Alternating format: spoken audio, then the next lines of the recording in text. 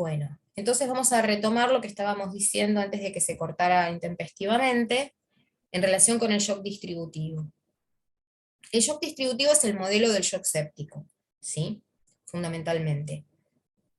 Hay otras formas de shock que también las vamos a ver, que tienen menor prevalencia. El shock séptico es un shock que cada vez se presenta más, por eso hay tanto esfuerzo para no llegar a que el paciente que es portador de una sepsis llegue al shock séptico que tiene alta mortalidad. ¿Por qué lo llamamos shock distributivo? Porque el volumen circulante está. El corazón, al menos al principio, está funcionando como una bomba competente. Lo que hay es una alteración global. Imagínense que todo la hemodinamia es endotelio, ¿sí? Y hay una alteración global de la permeabilidad de ese endotelio que habitualmente hace que tanto la sangre, los elementos formes de la sangre, como el líquido, el plasma, se mantenga dentro de los vasos. Cuando este endotelio es disruptivo, o sea, tiene una lesión relacionada con el proceso inflamatorio que acompaña la sepsis, se abren los poros de esta membrana, por decirlo de una manera gráfica, es como si se abrieran agujeros en la membrana de todo el endotelio vascular, tanto el arterial como el venoso, y permitiera el escape de líquido. ¿Sí? No es que se va a escapar sangre como en el shock hipovolémico, se está escapando líquido básicamente. Pero ese líquido es el líquido que transporta los glóbulos rojos, que son los que transportan la hemoglobina. Entonces, al haber mayor viscosidad de la sangre, menor cantidad de líquido circulante que se va a ir generalizando en un tercer espacio, ¿sí? Esta perfusión se ve en algunos casos enlentecida y en otros directamente ineficaz para llegar a la circulación terminal a donde realmente se produce el intercambio con la célula. Entonces ahí es a donde vamos a tener que trabajar fuertemente, tanto diagnosticándolo a tiempo como tratándolo con toda una estrategia que va a tener que ver desde el aporte de oxígeno, que siempre va a estar presente, hasta mejorar la hemodinamia del paciente e inclusive hasta transfundir sangre si es necesario. Como ven, así como el shock es una patología grave, un cuadro clínico, mejor dicho, porque no es una enfermedad, es un conjunto de signos y síntomas, es un cuadro clínico grave que va a tener que ser tratado desde varios lugares y desde varios aspectos a compensar. Es una entidad muy compleja que conlleva también un tratamiento complejo. Bien, acá simplemente les puse esta diapo que si bien está en inglés, es bastante fácil de entender hacia dónde quiero ir con esto, y es a los dibujos que tiene, que a mí me parece que son sumamente gráficos, valga la redundancia. Y es, ¿qué vamos a pensar frente a un cuadro de shock? La primer sintomatología, la primer sintomatología clínica que ustedes van a encontrar, ¿sí?, es la taquicardia, tanto en el caso del shock hipovolémico como en el caso del shock distributivo o el shock séptico, ¿sí? Acá, en este cuadrito que ustedes están viendo acá arriba, no sé por qué se me mueve tanto lo de la pantalla, ahí va. Lo que ustedes están viendo en ese cuadrito es cómo se presentan los tipos de shock en cuanto a su frecuencia de aparición. Y ustedes ven que la gran parte de esa torta está en celeste oscuro, dice 62%, shock distributivo o shock séptico. Por eso es importante y lo vamos a ver en detalle.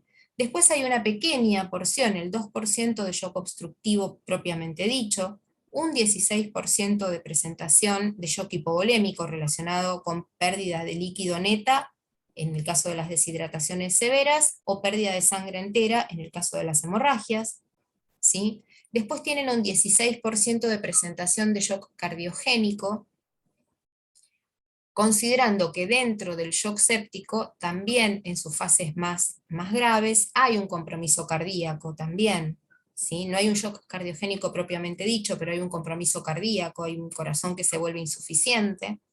Y por último tienen un shock distributivo, que es el que no es séptico, que puede tener que ver, por ejemplo, con el shock anafiláctico, básicamente. ¿Qué es lo que tienen que ir a buscar ustedes? ¿Sí? Los signos y síntomas que van a aparecer asociados a cada tipo de shock. Y acá abajo ustedes se encuentran con la forma vascular que caracteriza o el compromiso vascular que caracteriza a cada tipo de shock. Fíjense, en el caso del shock distributivo hay una vasodilatación, hay salida de líquido al exterior por esta vasodilatación, hay caída de la presión arterial porque hay caída de la resistencia vascular, ¿sí? Por lo tanto, no solamente tenemos salida de líquido al exterior, sino que además tenemos un tono vascular que no ayuda, porque al no vasocontraerse y expulsar el líquido, ese líquido va a generar cierta rémora que va a aumentar la salida de líquido al intersticio. En el caso del shock hipovolémico, que es el segundo que tienen acá, lo que hay es una pérdida directa de líquido y de componentes de la sangre al exterior. O sea, hay que cerrar la canilla, como dicen en trauma, ir a buscar dónde está la pérdida de sangre y además tratar esta hipovolemia. En el caso del shock cardiogénico, lo que hay es una falla del ventrículo, ¿sí? Que lo que va a hacer, fíjense cómo se ve engrosado el retorno de sangre al sistema, ¿sí? El retorno de sangre al pulmón. ¿Por qué? Porque al no tener una bomba cardíaca que pueda expulsar en la sístole las sangres al sistema, va a haber retorno hacia el pulmón y retorno hacia los órganos, que es lo que veníamos hablando hoy antes de esta clase en relación con la insuficiencia cardíaca, que el estadio más grave de la insuficiencia cardíaca es el shock cardiogénico, ¿sí? Y después acá tienen una forma de shock obstructivo, que es el taponamiento cardíaco, ¿sí?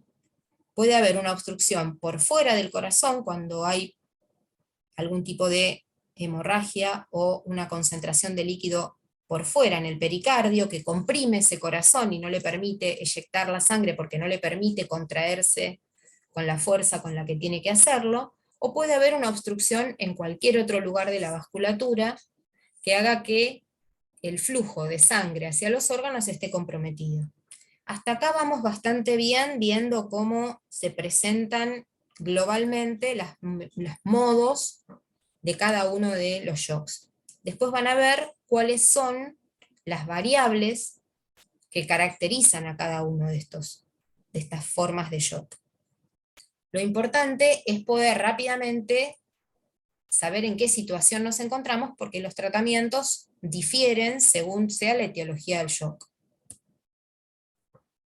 Acá lo tenemos a partir de ver variables, ¿sí? Variables que pueden darse a través de mínimas intervenciones, como las que ustedes conocen hasta ahora, como puede ser tomarle la presión al paciente, ver que eso es la resistencia vascular periférica, ¿sí? Ver la saturación venosa, y otras formas de abordar conocimientos sobre el shock que implican ya un monitoreo mucho más invasivo, como puede ser el monitoreo de gasto cardíaco o el monitoreo de Swan-Ganz, que lo que mide es cuánta sangre efectivamente está circulando y saliendo de ese corazón. También podemos utilizar como un indicador de la precarga, aunque no es un determinante exacto, pero nos puede ayudar cuando está bajo, la presión venosa central, que es lo que ustedes ven como PVC. Es decir, que tenemos variables circulatorias distintas según cómo tipifiquemos el shock, ¿sí? Si tenemos un shock hipovolémico, la precarga, que es la sangre que efectivamente le llega al corazón, va a ser baja. Sea que lo midamos a partir de medir la presión venosa central, o sea que lo midamos a partir de un catéter de Swan-Ganz. ¿Por qué? Porque lo que está faltando es líquido, básicamente. Líquido o sangre.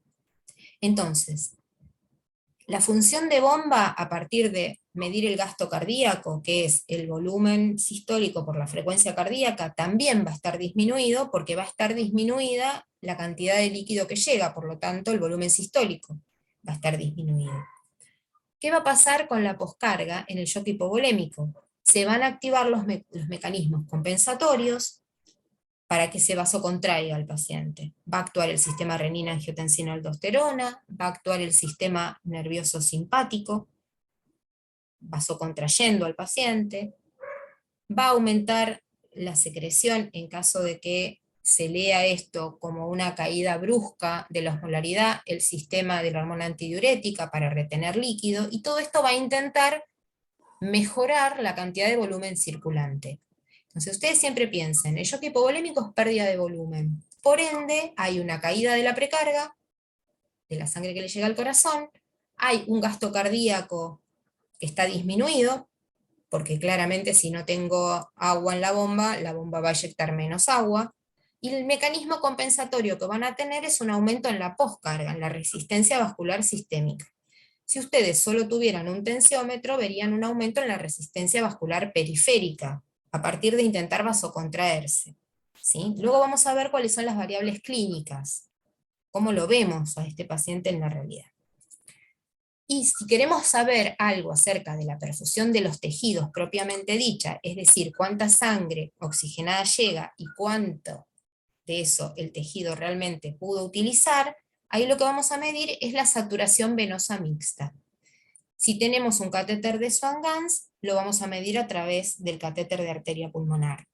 Si tenemos un catéter central, una vía central, para decirlo de una manera que se entienda mejor, lo que vamos a hacer es una muestra de sangre de esa vía central que nos va a dar la saturación venosa de oxígeno. ¿Y para qué nos va a servir la saturación venosa de oxígeno? Ya lo vamos a ver un poquito más en profundidad.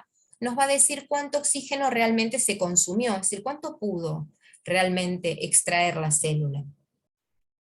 Teniendo en cuenta que del 100% de oxígeno que le ofrecemos, la célula extrae más o menos cerca de un 30%, en condiciones de normalidad.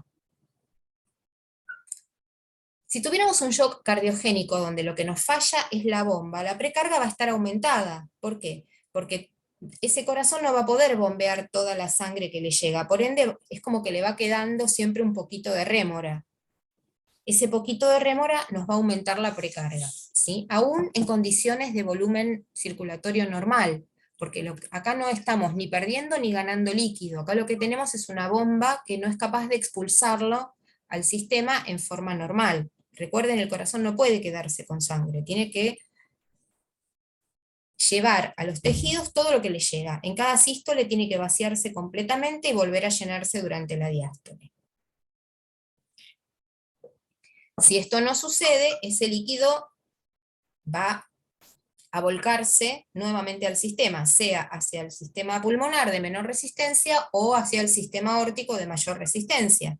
Pero de alguna manera esa sangre va a volver hacia atrás, va a ir en forma anterógrada, generando edema, o de pulmón, o generalizado. La función de la bomba o gasto cardíaco, medida a través del gasto cardíaco, va a estar disminuida, porque ya dijimos que el corazón es insuficiente, por ende su función de bomba está disminuida. La poscarga va a estar aumentada, ¿sí? ¿Por qué? Porque este corazón no va a poder hacerle frente a la resistencia que implica los más o menos 120 milímetros de mercurio de resistencia de la aorta, ¿sí? Entonces, cuando quiera latir y eyectar contra la resistencia de la aorta, la va a encontrar como aumentada, ¿sí? Esto no quiere decir que ustedes no se puedan encontrar al paciente clínicamente hipotenso.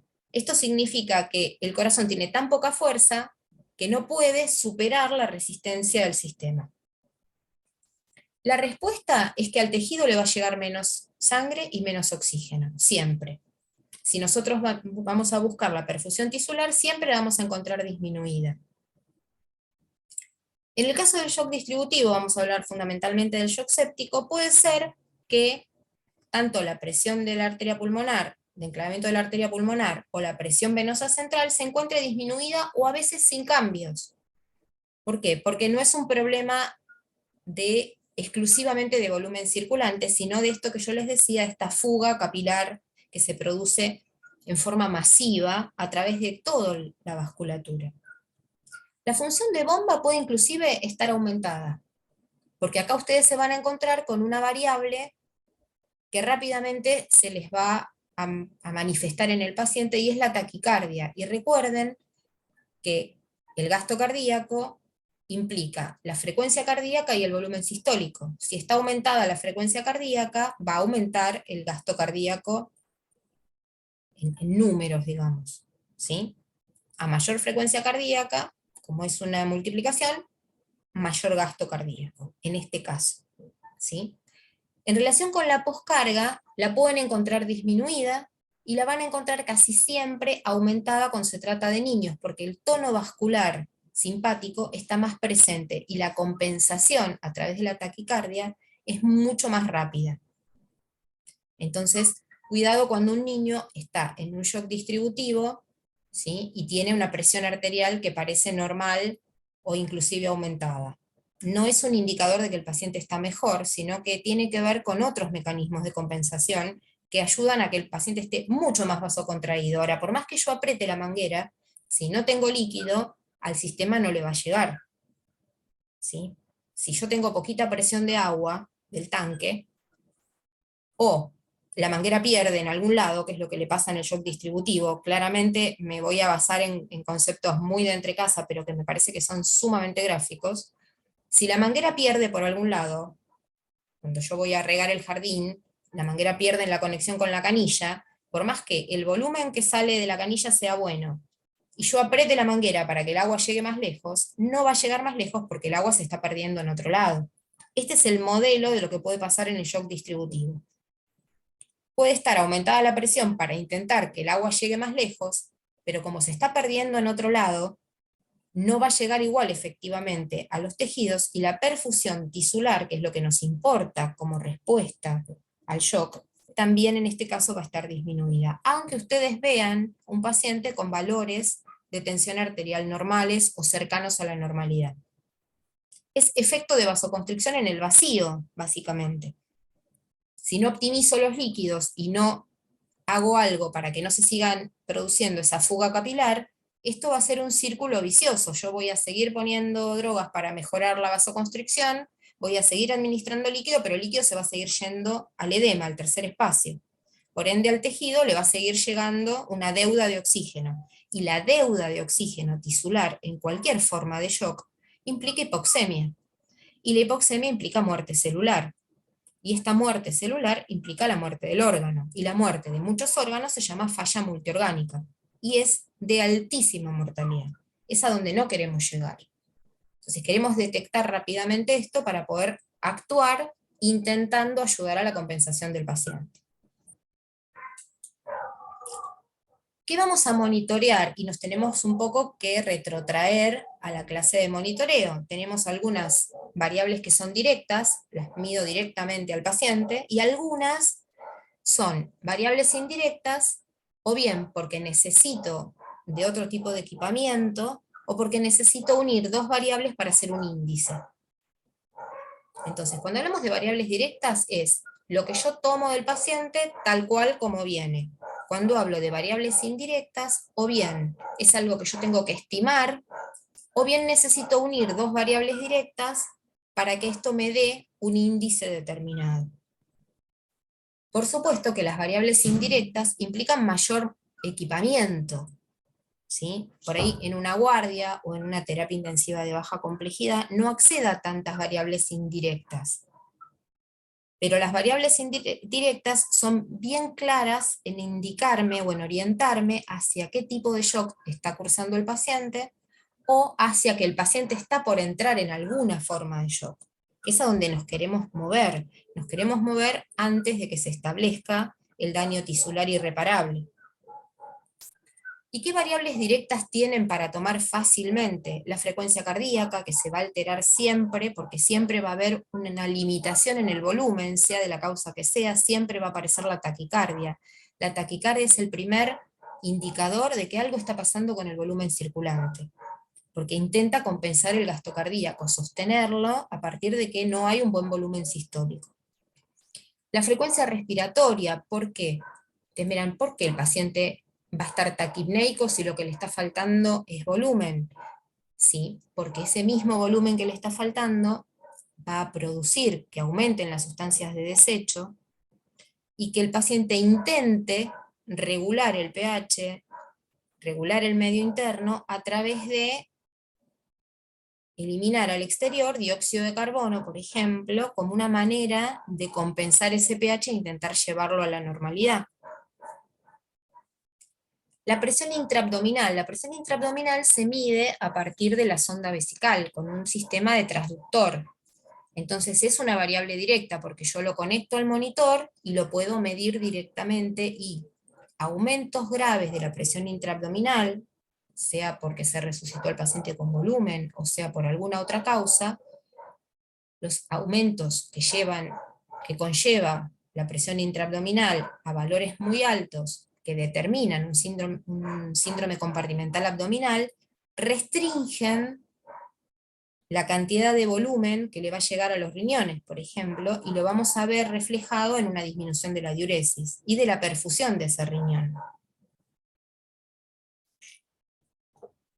Por otro lado, tienen presiones a medir directamente a través de un catéter colocado en la arteria, por ejemplo, que es la presión arterial. ¿Sí? Ustedes empiezan tomando la presión arterial con un sistema automatizado, no invasivo, y un paciente que puede entrar en shock, se le debe colocar una medición invasiva de presión arterial, ¿sí? De manera tal que tengamos la presión arterial sistólica, la presión arterial diastólica y la presión arterial media. Y además lo podemos ver en las curvas que vimos en monitoreo de la presión arterial, para que nos vayan guiando el tratamiento. Después tenemos todo lo que tiene que ver con el catéter de Song-Ganz, que es la presión de arteria pulmonar, o la presión de insuflación, o la presión de cuña, ¿sí? Esto ya implica colocar un catéter, que lo va a colocar obviamente un médico, que además sea hábil en la colocación de este tipo de catéteres, porque conlleva mucho riesgo, ¿sí? Es un catéter que tiene que atravesar las cámaras cardíacas e instalarse en la arteria pulmonar. Por lo tanto, conlleva riesgo de lesión, tanto valvular como de las cámaras cardíacas. Cada vez se está usando menos, y se está usando más el monitoreo mínimamente invasivo de gasto cardíaco, que se hace a través de un catéter central y una vía arterial. En la información de la hemodinamia que va y viene, digamos, entre el lado venoso y el lado arterial, el monitor reorganiza esto en algoritmos de medición y nos va dando datos, ¿sí?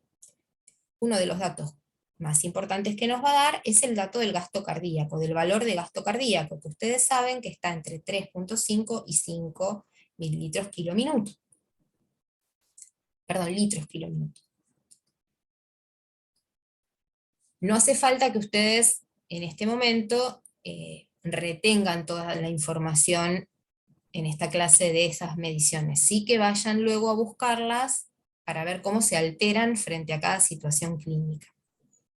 Y otra variable que medimos fácilmente es la presión venosa central. La presión venosa central se mide a través del catéter central que tiene colocado el paciente y que llega a vena cava superior a la entrada de la aurícula derecha.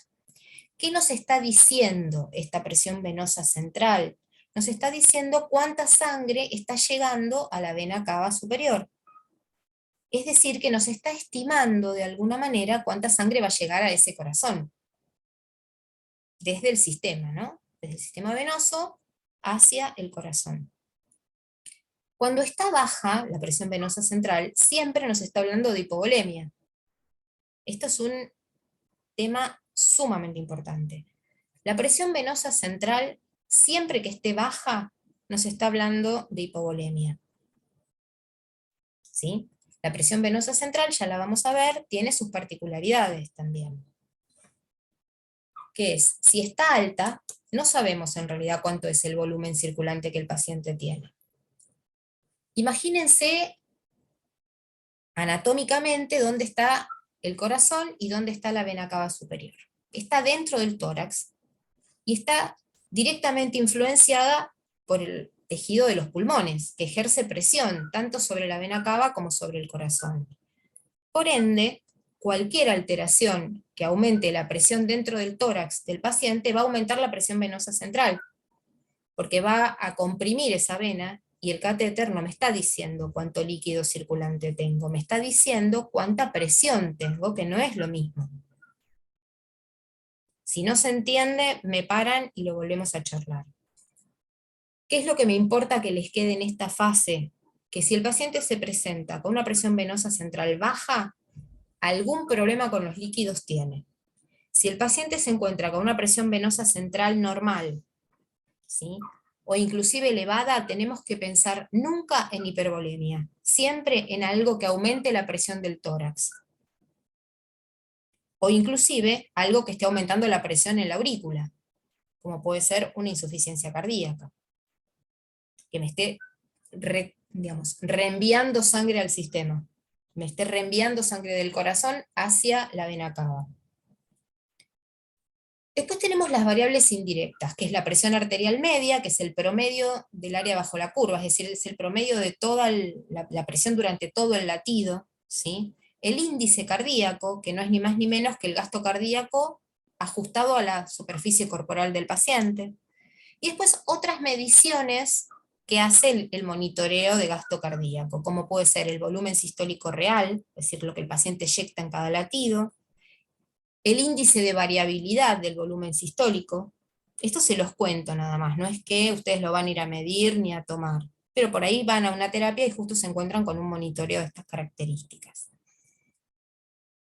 El índice de variabilidad sistólica nos está diciendo que ese corazón hay momentos en que le llega mejor y peor cantidad de sangre, ¿sí? Y esto también es un índice de gravedad, porque el índice de variabilidad sistólica debería ser mínimo.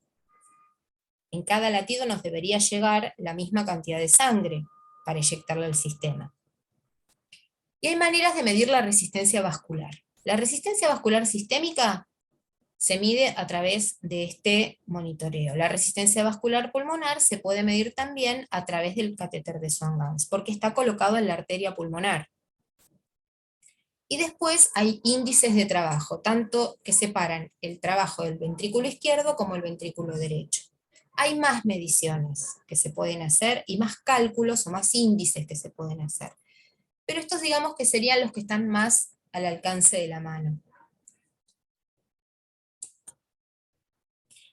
Este es un trabajo muy lindo, aunque es un poco viejito, ¿sí? Se lo cito como para que vean qué tipo de trabajo es. Lo que hace es una comparación entre el examen clínico del paciente y el examen o el diagnóstico hecho a través de monitoreo invasivo. ¿Y qué dice, básicamente? Que la valoración clínica, que es lo que hacemos nosotros habitualmente con cada paciente en cada situación, primero, nos da información inmediata. Yo toco al paciente y me doy cuenta si tiene la piel fría o si tiene la piel calentita y está bien perfundido. Le hago el relleno capilar y me doy cuenta rápidamente. Tomo la tensión arterial y me orienta hacia si hay vasoconstricción y pérdida de líquido, o si hay vasodilatación y pérdida de líquido con una caída de la presión arterial. Lo puedo repetir a cada rato, ¿sí? Porque le puedo poner, por ejemplo, a un paciente un monitoreo de tensión arterial no invasiva. No solamente lo puedo repetir, sino que además lo puedo repetir y lo puede valorar otra persona y repetirlo y sacar las mismas conclusiones, ¿sí? Es de bajo riesgo porque no estoy invadiendo al paciente con nada, ni que le comprometa ninguna estructura, ni que aumente el riesgo de infecciones, pero lo que tiene como contra es que me dice que el paciente está en shock, no me dice qué tipo de shock tiene. ¿Sí? La examinación clínica me dice el paciente está en shock, pero no me dice si es cardiogénico, si es distributivo, si es, si es hemodinámico o hipovolémico, mejor dicho, y yo estoy viendo la hemorragia, claramente tengo un acceso rápido a estratificar el shock. ¿Qué pasa con los métodos invasivos? Necesitan, antes de tener algún resultado, que se haga algún procedimiento, y estos procedimientos, desde colocar una vía central hasta colocar un monitoreo más invasivo, implican tiempo, preparación del paciente y un operador que lo haga, y que lo sepa hacer bien. Y que además, cuando haga el procedimiento, este procedimiento sea exitoso. O sea, voy a colocar una vía central y realmente la puedo colocar, que a veces no es tan fácil. Algunas de las medidas que se pueden tomar, las mediciones que se pueden hacer a partir de monitoreo invasivo, nos sirven para hacer un riesgo o estratificar el riesgo del paciente. Lo mismo me va a pasar con las medidas clínicas, ¿sí? También la repetición, el acceso a repetir frecuentemente una medición me va a ir guiando tanto el diagnóstico como el tratamiento. O sea, si yo le mido, por ejemplo, la presión venosa central a un paciente, está baja, le administro líquidos, no mejora, me está diciendo qué hacer, administrar líquidos, y qué no hacer, no seguir administrando indiscriminadamente líquido, porque esa no es la vía por la que voy a tener que tratar al paciente. Voy a tener que hacer algunas otras cosas más, además de administrar líquidos, porque evidentemente la respuesta es insuficiente. Por eso dice que lo que hace es organiza cómo es la terapia y cómo es el resultado de esa terapia que estamos haciendo sobre el paciente. Como contra, conlleva mayor riesgo para el paciente, desde el punto de vista de los órganos, desde el punto de vista del procedimiento, desde el punto de vista del control de infecciones. Tienen sus pros y sus contras. A diferencia del examen clínico, de la valoración clínica, las mediciones invasivas sí nos distinguen tipo de shock. Nos van a decir, según las variables que se pueden considerar, que estuvimos viendo en la diapositiva anterior, si el shock es obstructivo, si es distributivo, si es hipovolémico. A diferencia de la valoración clínica, que solo me dice que el paciente está en shock. ¿Hasta acá vamos bien?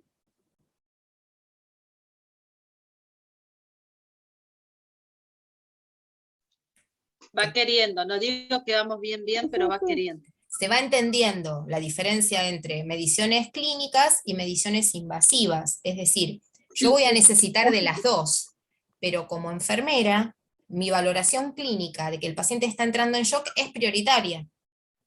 Hacia eso por ahí quiero ir un poco.